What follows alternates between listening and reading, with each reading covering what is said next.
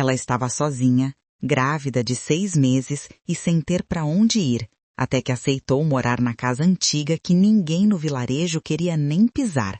E o que o piso daquela residência escondeu por décadas mudou não apenas o rumo de sua vida, mas revelou uma verdade que toda a comunidade tentava esquecer. Você consegue imaginar uma mulher enfrentando a solidão, a gestação difícil e o medo constante, apenas para descobrir que sob as tábuas gastas de uma velha construção no interior de Minas Gerais havia segredos esperando para vir à tona? Parece ficção, mas esta história aconteceu de verdade em 1932, numa época em que o Brasil ainda carregava as feridas de seus conflitos internos e a pobreza dominava o campo. Antes de seguirmos, se você já passou por um momento em que teve que escolher entre o medo e a sobrevivência, deixe nos comentários como encontrou coragem para enfrentar o desconhecido. Sua experiência pode inspirar outras pessoas que estão passando por dificuldades. E se histórias como esta tocam seu coração, considere se inscrever em nosso canal para não perder nenhuma narrativa que pode transformar seu dia. A madrugada estava fria quando Beatriz acordou naquela terça-feira de setembro. O ar carregava o cheiro de eucalipto e terra úmida, trazendo-lhe uma nostalgia dolorosa dos tempos em que ainda tinha um lar de verdade, um lugar que pudesse chamar de seu. Mas aquele tempo havia acabado de forma abrupta e cruel. Fazia apenas 2 meses que Fernando, seu marido, havia morrido num acidente na serraria onde trabalhava. Uma viga mal presa despencou sobre ele durante o turno da tarde, e em questão de horas, ela passou de esposa feliz esperando seu primeiro filho a viúva desamparada aos 28 anos, carregando no ventre a única lembrança viva do homem que amava. A pequena casa de madeira onde moravam pertencia ao patrão de Fernando, e assim que o corpo foi enterrado, o gerente da serraria apareceu com um aviso seco e definitivo. Dona Beatriz, disse ele evitando olhar diretamente nos olhos dela, lamento muito pela sua perda, mas o senhor Antônio precisa da casa para um novo operário que vai chegar semana que vem. A senhora tem 15 dias para desocupar. Preciso que entregue as chaves antes do fim do mês. Beatriz sentiu o mundo desabar. Tentou argumentar, implorou por mais tempo, pelo menos até o bebê nascer, mas foi inútil. O gerente apenas repetiu que ordens eram ordens e que ele não podia fazer nada.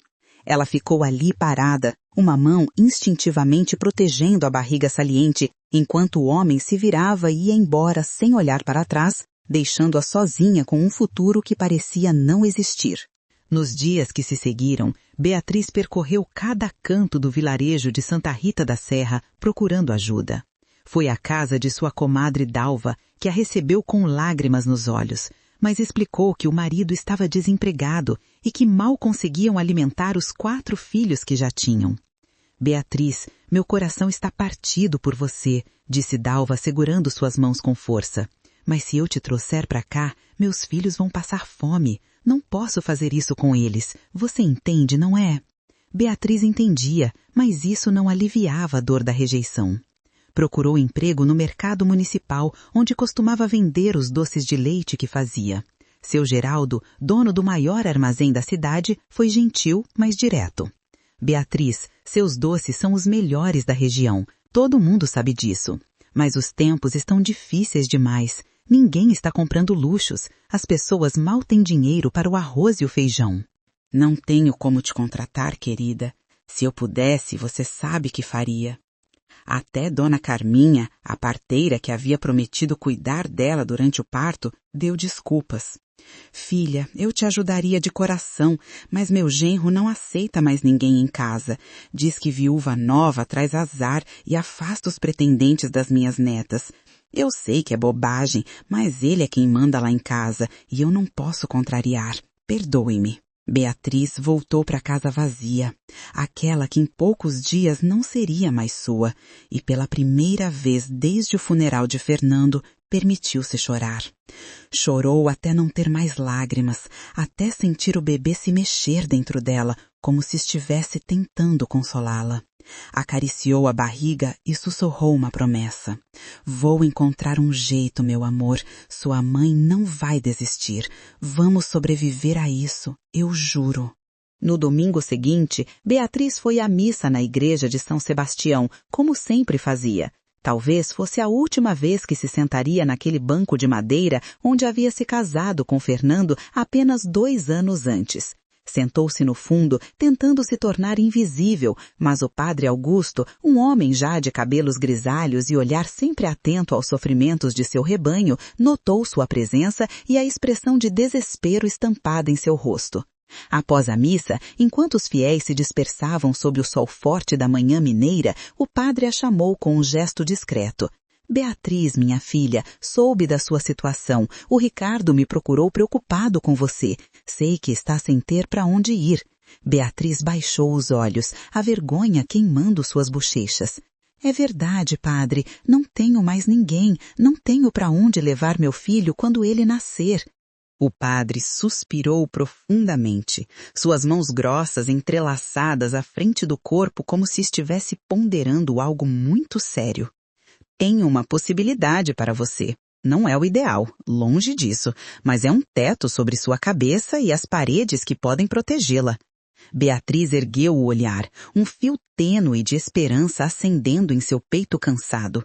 O que seria, padre? Há uma casa na Estrada Velha, a uns 8 quilômetros daqui, subindo pela serra. As pessoas a chamam de Casa do Silêncio. Beatriz sentiu um calafrio percorrer sua espinha.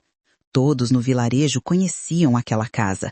Era uma construção de 2 andares, feita de pedra e madeira escura, que ficava isolada numa clareira cercada por mata fechada.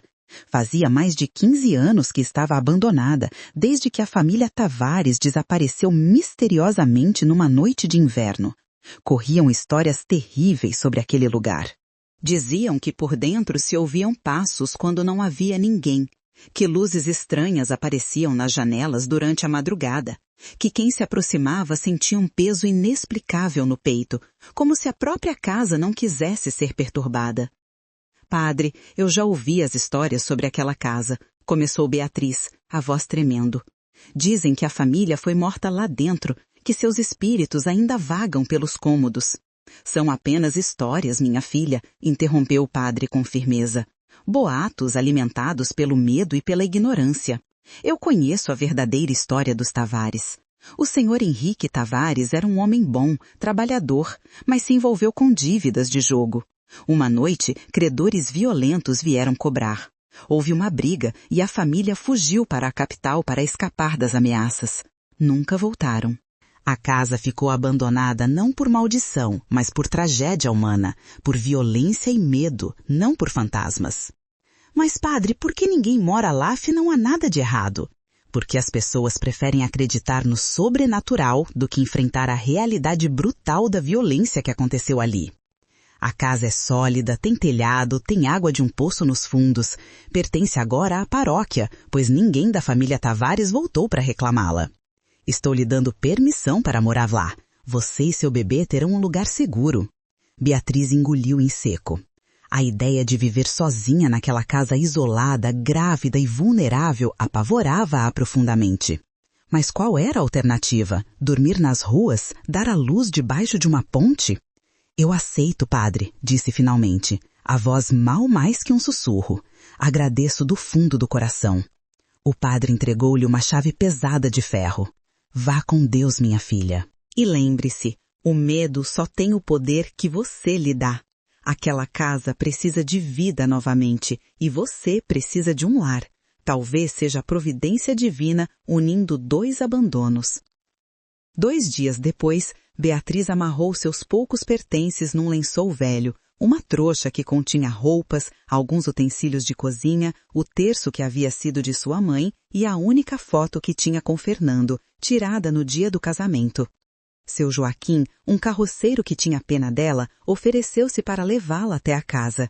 A subida pela estrada de terra foi lenta e silenciosa. O homem não tentou fazer conversa, apenas guiava os cavalos com expressão sombria. Quanto mais se afastavam do vilarejo e mais adentravam a mata fechada, mais pesado ficava o ar. Finalmente, após quase 2 horas de viagem, a Casa do Silêncio surgiu entre as árvores. Era maior do que Beatriz imaginava. 2 andares de pedra cinza cobertas de musgo, janelas altas com as venezianas fechadas, um telhado de telhas vermelhas onde o mato já começava a crescer. Havia uma varanda larga na frente, com colunas de madeira carcomida pelo tempo. O jardim, que um dia deve ter sido cuidado, agora era um emaranhado de mato alto e flores selvagens. Tudo exalava abandono e melancolia. Seu Joaquim parou a carroça na frente do portão de ferro enferrujado e ajudou Beatriz a descer. "Tem certeza disso, dona Beatriz?" perguntou ele, finalmente quebrando o silêncio, o olhar preocupado fixo na casa. "Ainda dá tempo de voltar." Ela olhou para a construção sombria à sua frente e depois para sua barriga proeminente. "Não tenho escolha, seu Joaquim, mas agradeço a preocupação." O homem entregou-lhe a trouxa, fez o sinal da cruz e subiu novamente na carroça. "Que Deus a proteja, dona Beatriz. E não hesite em mandar-me chamar se precisar de algo. Estarei orando por você." Com um estalo das rédeas, a carroça se afastou pela estrada e em poucos minutos Beatriz estava completamente sozinha. O silêncio era absoluto, opressivo. Nem o canto dos pássaros se ouvia, como se a própria natureza evitasse aquele lugar. Ela respirou fundo, ajeitou a trouxa nos ombros e caminhou até a porta principal.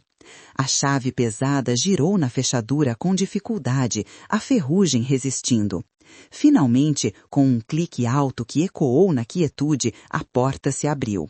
Um cheiro forte de mofo, madeira velha e ar parado invadiu suas narinas. Beatriz entrou com cautela. O interior estava mergulhado numa penumbra espessa, apenas finíssimos raios de luz penetrando pelas frestas das venezianas fechadas. Ela caminhou até a janela mais próxima e com esforço conseguiu abrir as pesadas tábuas de madeira. A luz do dia inundou o cômodo, revelando uma sala ampla com móveis cobertos por lençóis empoeirados, um lustre de cristal coberto de teias de aranha pendurado no teto alto, e um piso de tábuas largas de madeira escura que rangiam a cada passo.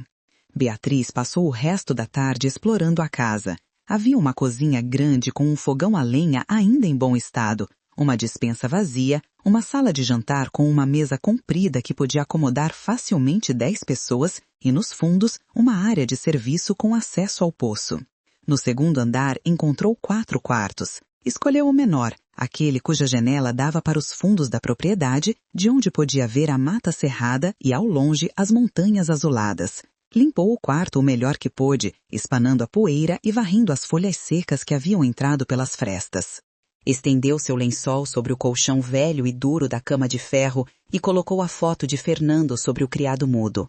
"Você estaria orgulhoso de mim", sussurrou para a imagem do marido morto. "Estou sendo forte, como você sempre pediu." Quando a noite caiu, Beatriz acendeu as 2 velas que havia trazido e preparou um chá de ervas que tinha em sua trouxa. Sentou-se na cozinha, ouvindo os sons da casa se acomodando, os estalos da madeira, os gemidos das vigas antigas, o sussurro do vento entrando pelas frestas. Cada som a fazia sobressaltar, seu coração disparando. Mas ela se forçou a permanecer calma, acariciando a barriga e conversando baixinho com o bebê. "Estamos seguras aqui, meu amor. Não há nada a temer. Isso é só uma casa velha, nada mais." Mas, na primeira noite, enquanto tentava dormir na cama estranha, ouviu algo que a fez gelar. Eram passos. Passos lentos e pesados vindos do andar de baixo, caminhando pela sala, parando, recomeçando. Beatriz sentou-se na cama, o coração martelando no peito, as mãos suando frio.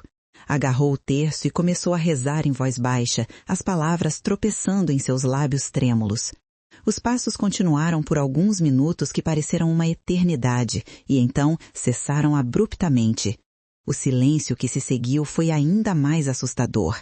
Ela não conseguiu dormir o resto da noite, permanecendo acordada e alerta, cada músculo de seu corpo tenso, esperando que os passos recomeçassem.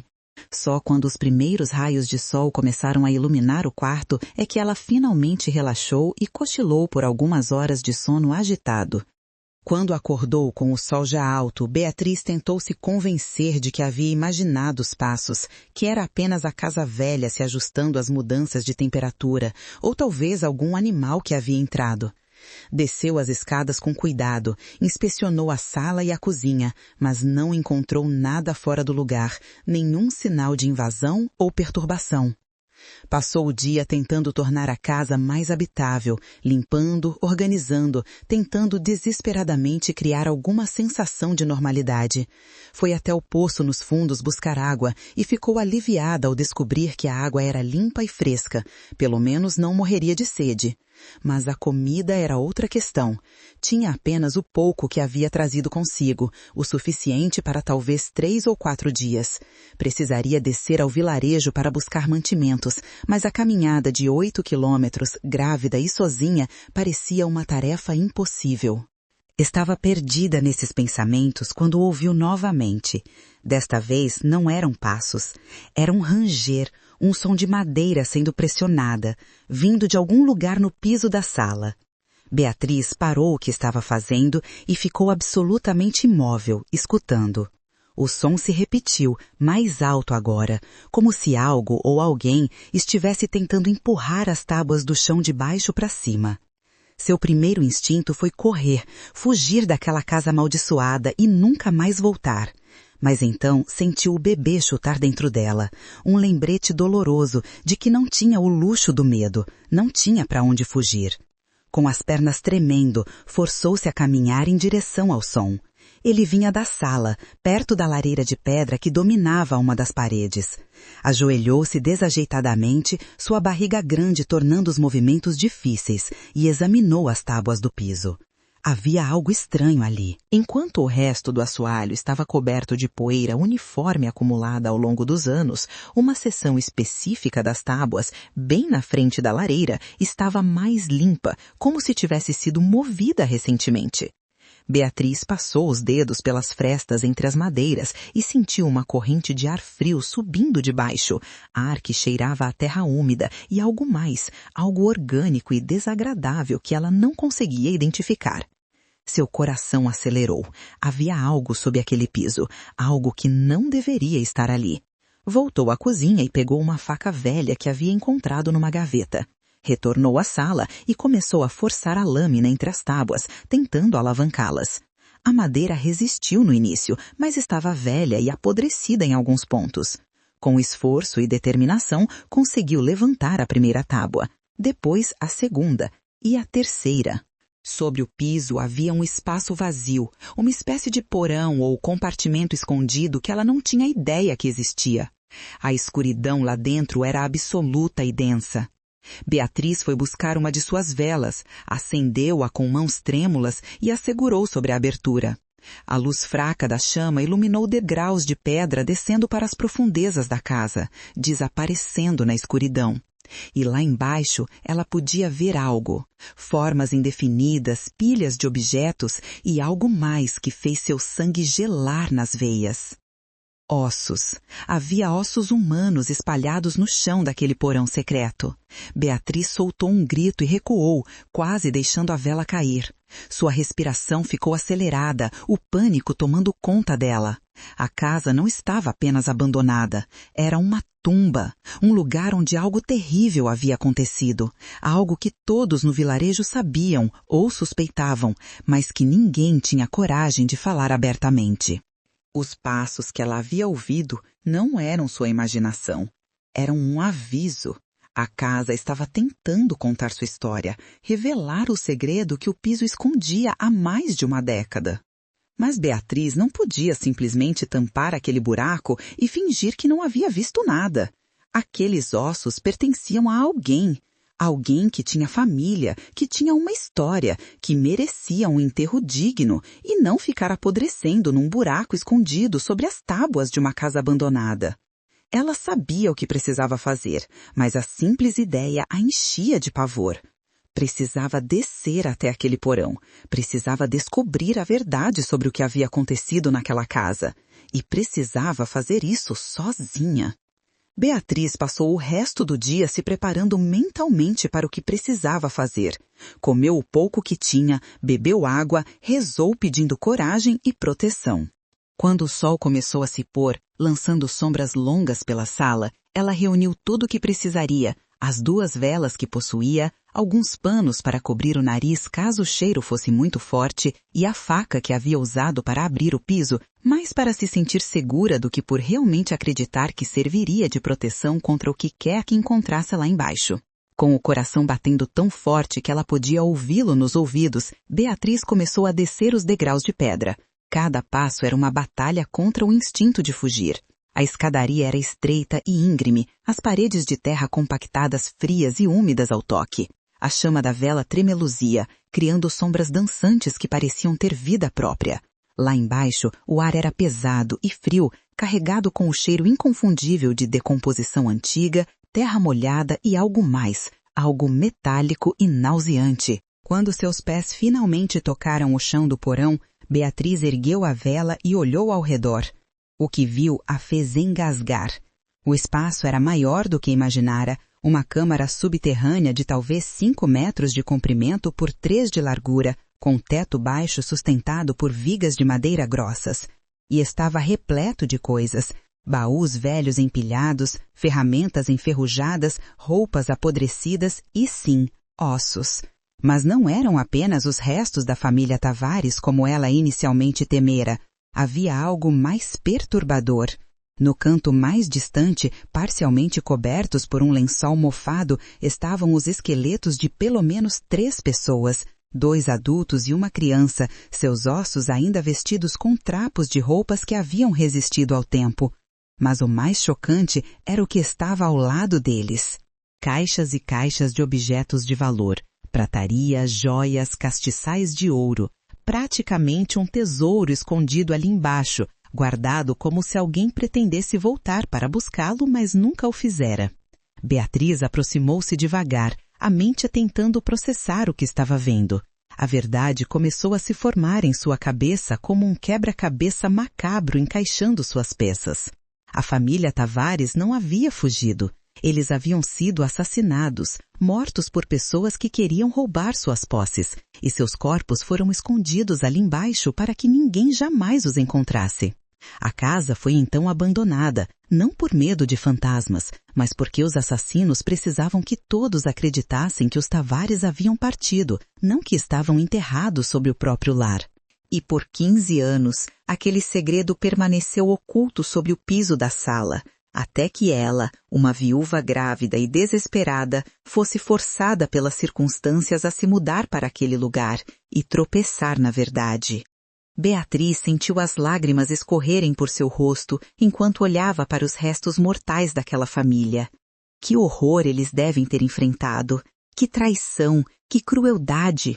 E ninguém no vilarejo suspeitara? Ou será que suspeitaram, mas escolheram o silêncio? Escolheram não investigar porque era mais fácil acreditar numa mentira conveniente do que enfrentar a realidade brutal de que assassinos andavam livres entre eles.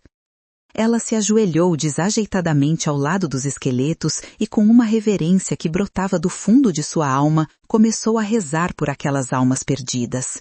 Rezou por descanso, por justiça, por paz. E enquanto rezava, fez uma promessa silenciosa. Não deixaria que continuassem esquecidos naquele buraco frio e escuro. Daria a eles o enterro digno que mereciam, mesmo que isso significasse revelar segredos que pessoas poderosas do vilarejo talvez quisessem manter ocultos. Subiu de volta com dificuldade, suas pernas tremendo tanto de esforço quanto de emoção. Precisava ir até o vilarejo, precisava falar com o padre Augusto, precisava contar o que havia descoberto.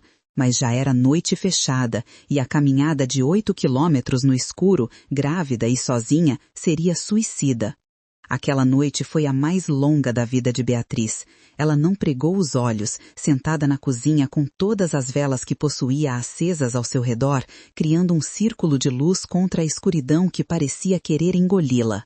Os sons da casa continuaram, mais intensos do que antes, como se a revelação do segredo tivesse despertado algo, uma energia ou presença que antes estava dormente. Passos subiam e desciam as escadas, portas se abriam e fechavam sozinhas, e uma vez ela teve certeza absoluta de ter ouvido um sussurro, uma voz rouca e desesperada dizendo uma única palavra: justiça. Ao amanhecer, exausta, mas determinada, Beatriz trancou a casa e começou a longa caminhada até Santa Rita da Serra. Cada passo era uma agonia, seu corpo grávido protestando contra o esforço, mas ela continuou. Precisava chegar ao vilarejo, precisava contar a verdade. Levou quase 4 horas, mas finalmente ela cambaleou pela rua principal, suas roupas suadas e sujas, o rosto marcado pela exaustão. As pessoas olhavam para ela com uma mistura de curiosidade e preocupação.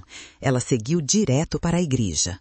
Padre Augusto estava na sacristia quando ela entrou, quase caindo de cansaço.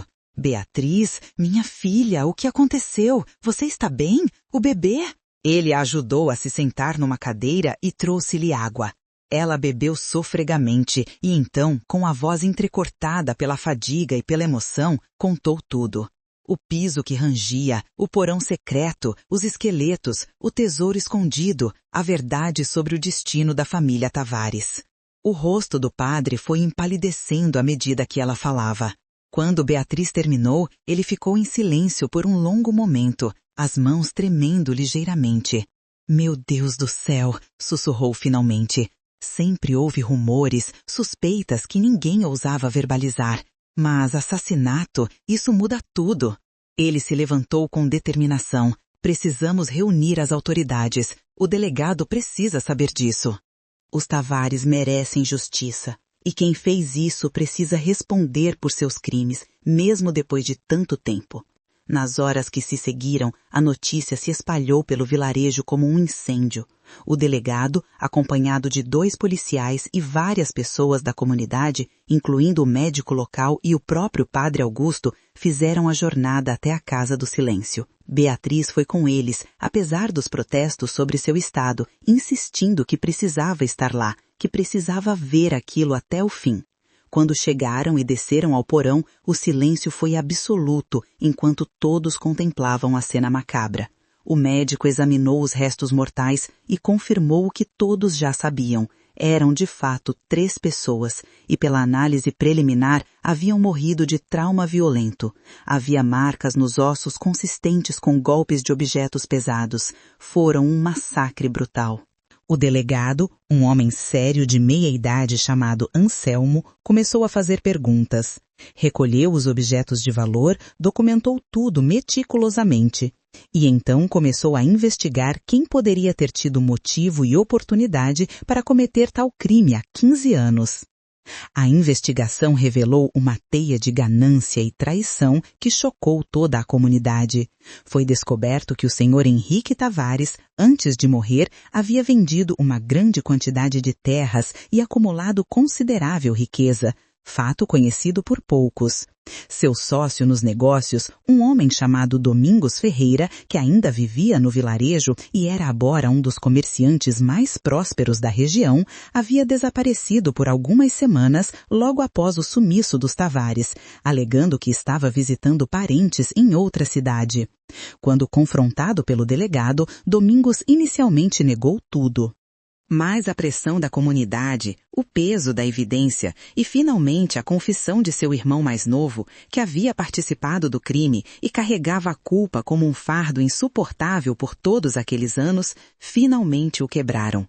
Domingos confessou. Ele e 2 comparsas haviam invadido a Casa do Silêncio naquela noite fatídica há 15 anos, exigindo que Henrique dividisse os lucros da venda das terras. Quando Henrique se recusou, houve uma briga violenta que terminou com os 3 membros da família Tavares mortos. Eles roubaram parte das riquezas, esconderam os corpos no porão que Domingos sabia que existia por ter ajudado a construir a casa anos antes. Cobriram tudo com as tábuas do piso e espalharam a história de que a família havia fugido para escapar de credores. O julgamento de Domingos Ferreira e seus cúmplices atraiu a atenção de toda a região. Foi um dos casos mais comentados em Minas Gerais naquele ano de 1932. A confissão completa, as evidências irrefutáveis e o clamor público por justiça resultaram em sentenças severas. Domingos foi condenado à prisão perpétua, assim como seu irmão. O terceiro envolvido já havia morrido anos antes, levando parte do segredo para o túmulo. A família Tavares finalmente recebeu um enterro digno. Uma missa solene foi celebrada pelo padre Augusto e seus restos foram colocados para descansar no cemitério de Santa Rita da Serra, com lápides que contavam suas verdadeiras histórias, não a mentira que havia sido construída sobre eles. Toda a comunidade compareceu ao funeral, muitos chorando não apenas pela tragédia daquela família, mas pela culpa coletiva de terem escolhido o silêncio e a conveniência ao invés da busca pela verdade. Quanto às riquezas encontradas no porão, após um processo legal meticuloso, foi determinado que, como não havia herdeiros diretos vivos da família Tavares, os bens seriam divididos entre a igreja, que usaria o dinheiro para obras de caridade, e Beatriz, que havia sido a responsável por descobrir a verdade e trazer justiça às vítimas. A quantia que coube a ela era considerável, mais dinheiro do que ela jamais havia sonhado possuir em toda sua vida. De repente, a viúva grávida que não tinha onde cair morta tornou-se uma mulher de posses, capaz de garantir não apenas sua sobrevivência, mas um futuro confortável para seu filho. O padre Augusto a aconselhou a usar o dinheiro com sabedoria e Beatriz, com a humildade que sempre a caracterizara, decidiu fazer exatamente isso. Comprou uma pequena casa no centro de Santa Rita da Serra, próxima à igreja e ao mercado, um lugar seguro e acolhedor para criar seu filho. Usou parte do dinheiro para abrir um pequeno negócio de doces e conservas, que rapidamente se tornou conhecido em toda a região pela qualidade dos produtos e pela honestidade da proprietária. Mas a Casa do Silêncio, aquela construção de pedra e madeira que havia guardado segredos tão terríveis, teve um destino diferente. Beatriz não conseguia nem pensar em vendê-la ou deixar que outra família desavisada se mudasse para lá sem saber de sua história. Após muita reflexão e conversas longas com o padre, ela tomou uma decisão que surpreendeu a todos. Transformaria a casa num abrigo para mulheres em situação de vulnerabilidade, viúvas como ela havia sido, mulheres abandonadas, jovens grávidas sem apoio familiar. A Casa do Silêncio seria ressignificada. Deixaria de ser um lugar de morte e segredos para se tornar um refúgio de vida e recomeços. Com o apoio da comunidade e da igreja, Beatriz supervisionou pessoalmente a reforma completa da propriedade. O porão secreto foi selado permanentemente após uma cerimônia de bênção, e sobre aquele local foi construída uma capela pequena mais bonita, onde qualquer pessoa poderia ir para rezar e refletir. Os cômodos foram pintados com cores claras e alegres, os jardins foram replantados com flores e hortas, e a casa ganhou uma placa na entrada que dizia simplesmente Refúgio da Esperança. 3 meses após a descoberta dos corpos, numa manhã clara de dezembro, Beatriz deu à luz um menino saudável e forte. Ela o chamou de Fernando Augusto, em homenagem ao marido que havia perdido e ao padre que a havia ajudado quando ela mais precisava. O parto foi tranquilo, assistido por Dona Carminha, que havia implorado perdão a Beatriz por tê-la rejeitado antes e agora se tornara uma das colaboradoras mais dedicadas do Refúgio da Esperança. Enquanto embalava seu filho pela primeira vez, olhando para aquele rostinho perfeito e os olhinhos que a observavam com curiosidade infantil, Beatriz não pôde evitar as lágrimas. Eram lágrimas de gratidão, de alívio, de amor transbordante. Tinha sido uma jornada impossível, aterrorizante, mas no final havia encontrado não apenas justiça para os mortos, mas também redenção e propósito para si mesma. Seu Fernando não estaria ali para ver o filho crescer, mas ela sabia, no fundo de seu coração, que ele estaria orgulhoso da mulher forte e corajosa que ela havia se tornado. Nos meses que se seguiram, o Refúgio da Esperança abriu suas portas para a primeira residente, uma jovem de apenas 17 anos que havia sido expulsa de casa pela família ao engravidar. Depois vieram outras, uma viúva com 3 filhos pequenos que havia perdido sua casa num incêndio, uma mulher que fugia de um casamento violento. Cada uma com sua história de dor, cada uma precisando de um lugar seguro para reconstruir sua vida. Beatriz as acolhia a todas com a mesma compaixão que gostaria que lhe tivessem oferecido quando estava em desespero. Ela entendia profundamente o que era estar no fundo do poço, sem esperança e sem perspectiva. E agora tinha os meios e a missão de estender a mão para outras mulheres que se encontravam na mesma situação. O refúgio não era apenas um teto, era uma comunidade. As mulheres compartilhavam as tarefas, cuidavam umas dos filhos das outras, ensinavam habilidades umas às outras, costura, culinária, artesanato, tudo que pudesse ajudá-las a se tornarem independentes eventualmente. Havia também aulas de alfabetização oferecidas por voluntárias da cidade, pois Beatriz acreditava firmemente que educação era a chave para a verdadeira liberdade. Nos fins de semana, a comunidade de Santa Lita da Serra começou a visitar o refúgio, trazendo doações de roupas, alimentos e brinquedos para as crianças. A transformação foi completa. O lugar que antes inspirava medo e era evitado por todos, agora era visto como símbolo de esperança e renovação. A história de Beatriz e da Casa do Silêncio se espalhou por toda a região. Jornais de Belo Horizonte enviaram repórteres para cobrir a história extraordinária da viúva grávida que havia descoberto um crime hediondo e depois transformado a Casa da Tragédia num santuário para os necessitados. Ela foi convidada para dar palestras em igrejas e associações femininas, compartilhando sua jornada e inspirando outras pessoas a enfrentarem seus medos e a ajudarem os mais vulneráveis. Mas, apesar de toda a atenção e reconhecimento, Beatriz permaneceu humilde e focada em sua missão. Todas as noites, depois que as crianças do refúgio estavam dormindo e as outras mulheres descansavam, ela sentava-se na varanda com seu pequeno Fernando no colo, olhando para as estrelas que brilhavam sobre as montanhas de Minas Gerais. Conversava baixinho com ele, contando-lhe sobre o pai que ele nunca conheceria, sobre a coragem que existe dentro de cada pessoa, mesmo quando tudo parece perdido, sobre a importância de lutar pela justiça e de nunca virar as costas para quem precisa de ajuda. O menino obviamente não entendia as palavras, mas parecia confortado pelo som da voz de sua mãe, e ela sabia que quando crescesse, contaria a ele a história completa, sem omitir nada, para que compreendesse o valor da verdade e da compaixão. 5 anos se passaram. O pequeno Fernando era agora um garoto curioso e alegre, que corria pelos jardins do refúgio brincando com as outras crianças que moravam lá temporariamente.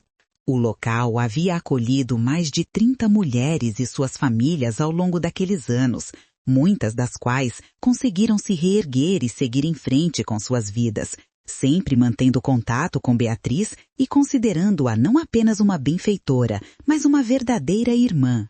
Certa tarde, enquanto Beatriz trabalhava na cozinha preparando compotas para vender no mercado, uma carruagem elegante parou em frente ao refúgio.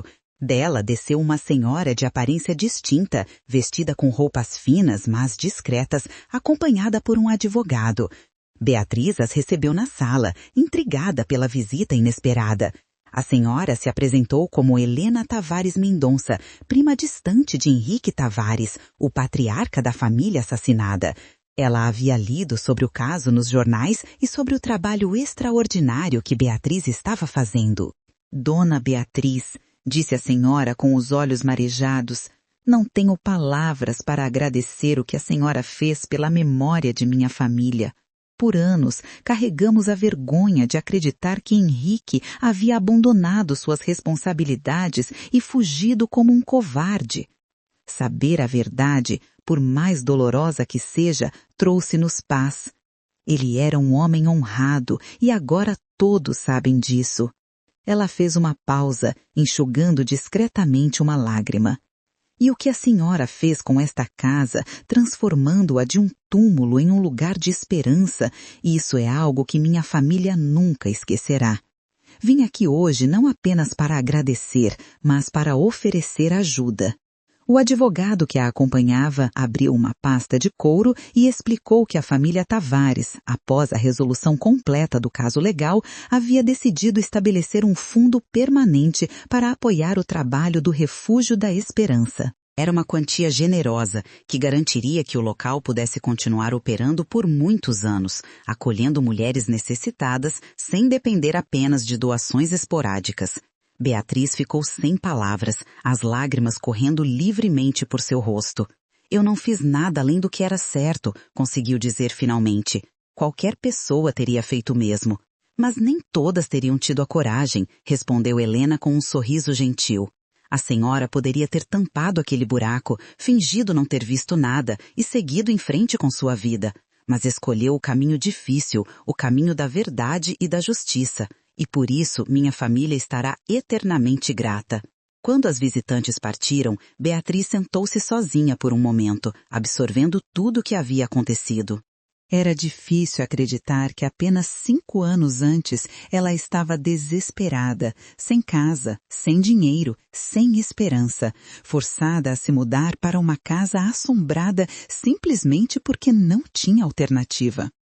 E agora era uma mulher respeitada, mãe de um filho maravilhoso, administradora de um refúgio que mudava vidas e depositária de um legado que garantiria que seu trabalho continuasse por gerações. Se você chegou até aqui nesta história, quero fazer um convite especial. Se esta narrativa tocou seu coração de alguma forma, se Beatriz te inspirou com sua coragem, ou se você viu um pedacinho de sua luta na dela, deixe um comentário contando qual foi o momento mais difícil que você enfrentou e como encontrou forças para superá-lo. Sua história pode ser exatamente o que alguém precisa ouvir hoje para não desistir. E se você ainda não faz parte da nossa comunidade, clique no botão de inscrever-se. Aqui compartilhamos histórias reais que nos lembram da força do espírito humano, da importância da compaixão e de nunca perder a esperança, mesmo quando tudo parece perdido. Os anos continuaram passando.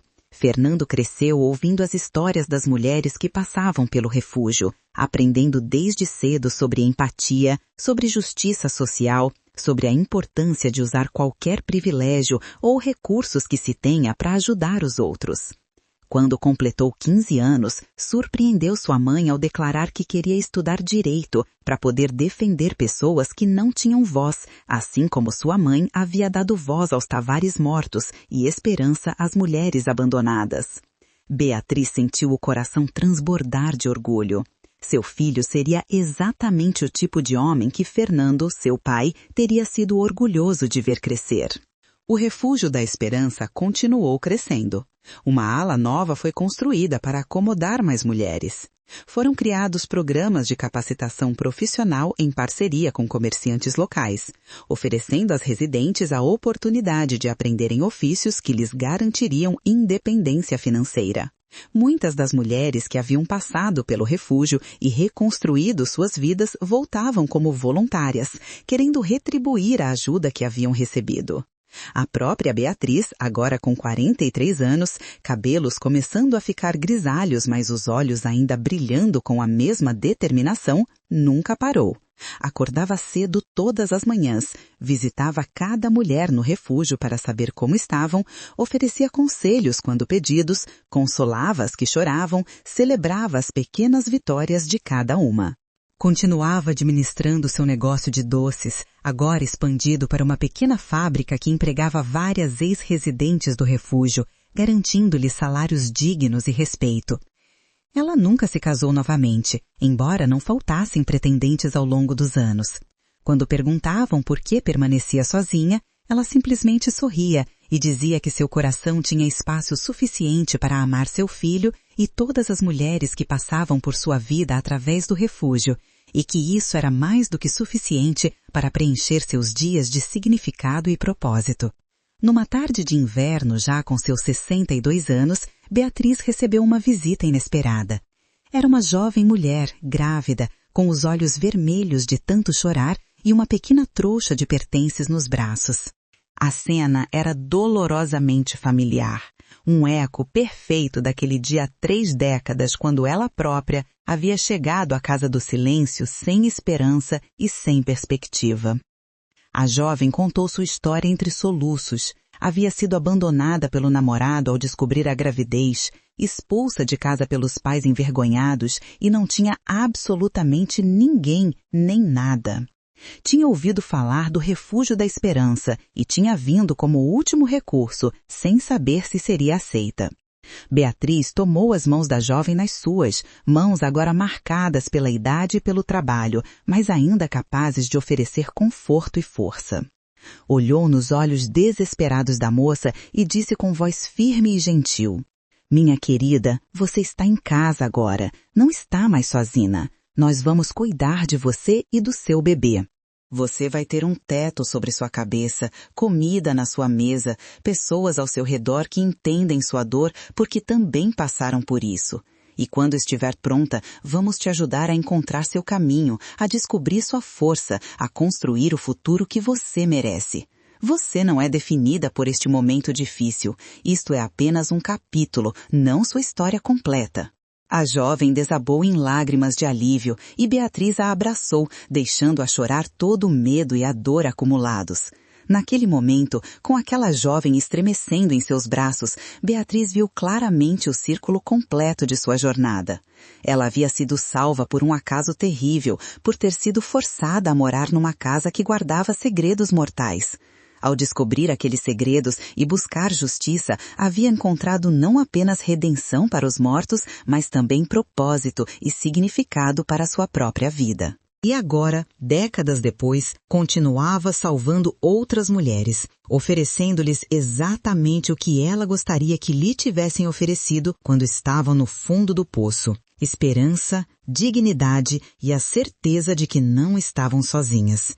Naquela noite, depois que a nova residente estava acomodada e alimentada, Beatriz saiu para a varanda do refúgio, seu lugar favorito para refletir. A lua cheia iluminava as montanhas ao longe, as mesmas montanhas que ela havia olhado com desespero naquela primeira noite terrível na Casa do Silêncio, há tanto tempo atrás.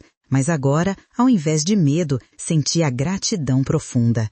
Gratidão por ter sobrevivido, gratidão por ter tido a coragem de descer aquele porão escuro, gratidão por ter escolhido a verdade ao invés do silêncio conveniente. Gratidão por cada mulher que havia passado pelo refúgio e confiado nela suas histórias e suas dores. Fernando, seu filho, agora um advogado respeitado de 32 anos, havia prometido visitá-la no fim de semana com sua própria esposa e filho pequeno. O neto de Beatriz, também chamado Fernando, herdando assim o nome através de 3 gerações, era uma criança curiosa e bondosa que adorava ouvir as histórias da avó. E Beatriz tinha muitas histórias para contar. Histórias de mulheres corajosas que haviam enfrentado o impossível e vencido. Histórias de comunidade e solidariedade. Histórias de como os piores momentos de nossa vida podem, às vezes, ser o início das maiores transformações. Ela pensou em Henrique, Rosa e na pequena Amália Tavares, cujos ossos ela havia encontrado naquele porão há tanto tempo. Suas mortes haviam sido terríveis, injustas, um crime que chocara toda a região. Mas a revelação daquele crime, por mais dolorosa que tivesse sido, havia iniciado uma cadeia de eventos que resultaram em algo bom, algo puro, algo que continuaria ajudando pessoas muito tempo depois que todos os envolvidos na história original já tivessem partido. Não era que o mal tivesse se transformado em bem. Isso seria simplificar demais uma realidade complexa, mas era possível extrair propósito até mesmo da tragédia mais profunda. Era possível escolher responder à escuridão com luz.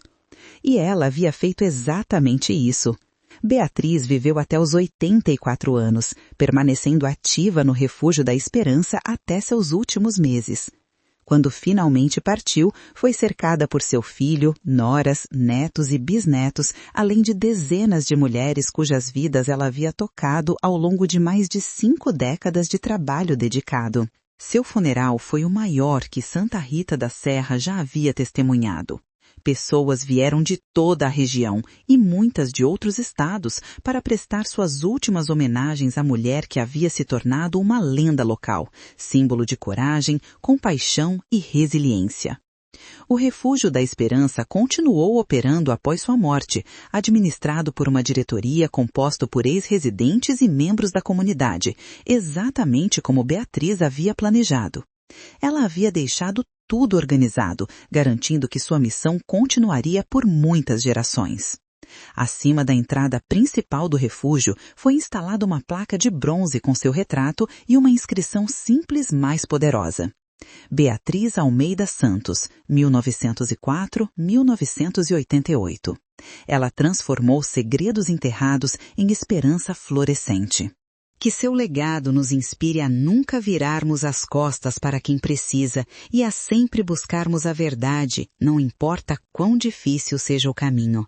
A história de Beatriz nos ensina lições profundas sobre a condição humana. Nos ensina que, frequentemente, somos mais fortes do que imaginamos, que a coragem não é a ausência de medo, mas a escolha de agir apesar dele. Nos ensina que buscar a verdade e a justiça, mesmo quando é mais fácil e conveniente olhar para o outro lado, é um imperativo moral que define nosso caráter. Nos ensina que nossa dor e nossas lutas não precisam ser apenas fardos a carregar, mas podem se tornar pontes de empatia que nos conectam a outros que sofrem e precisam de ajuda. E nos ensina que um único ato de coragem pode reverberar através do tempo, tocando vidas que nem sequer conhecemos, criando ondas de mudança positiva que se espalham muito além do nosso alcance imediato.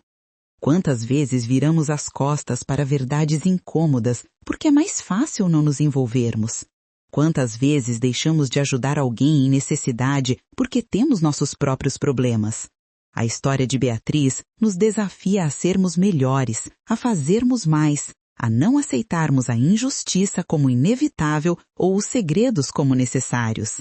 Se esta história provocou alguma reflexão em você, se te fez pensar sobre suas próprias escolhas e sobre como você responde às dificuldades da vida, compartilhe isso conosco nos comentários.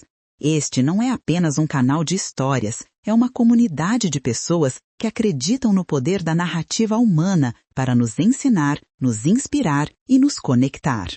Conte-nos que lições você tirou da jornada de Beatriz. Existe alguém em sua vida que, como ela, transformou tragédia em propósito? Ou talvez você mesmo tenha uma história de superação que poderia inspirar outras pessoas? Compartilhe com a gente. E se você valoriza este tipo de conteúdo que vai além do entretenimento superficial e busca tocar o coração e provocar reflexão, inscreva-se no canal. Toque no sininho para ser notificado sempre que publicarmos uma nova história. E considere compartilhar este vídeo com alguém que você acha que precisa ouvir a mensagem de esperança e resiliência de Beatriz. Às vezes, a história certa, no momento certo, pode mudar completamente a perspectiva de uma pessoa sobre seus próprios desafios. O chão daquela casa revelou segredos que estavam ocultos há anos, segredos de violência e ganância que mancharam aquele lugar. Mas uma mulher corajosa, forçada pelas circunstâncias mais desesperadoras a confrontar aqueles segredos, escolheu não fugir, mas enfrentar, não silenciar, mas denunciar, não se vingar, mas transformar. E no processo, ela não apenas trouxe justiça para os mortos e paz para os vivos, mas criou um legado de compaixão que continuou ajudando pessoas vulneráveis por décadas após sua morte. Esta é a verdadeira imortalidade, não viver para sempre, mas criar algo que continue tocando vidas e fazendo diferença muito tempo depois de partirmos. Beatriz Almeida Santos começou sua jornada como uma viúva grávida sem esperança, mas terminou como uma heroína, cuja vida mudou sua comunidade inteira e cujo exemplo continua inspirando até hoje.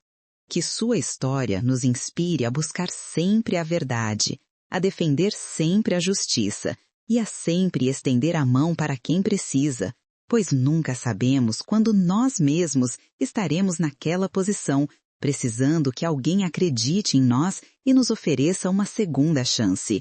Obrigado por assistir até o final. Sua presença aqui, dedicando seu tempo para ouvir esta história, significa muito. Até a próxima narrativa e que você encontre coragem para enfrentar seus próprios desafios, assim como Beatriz encontrou.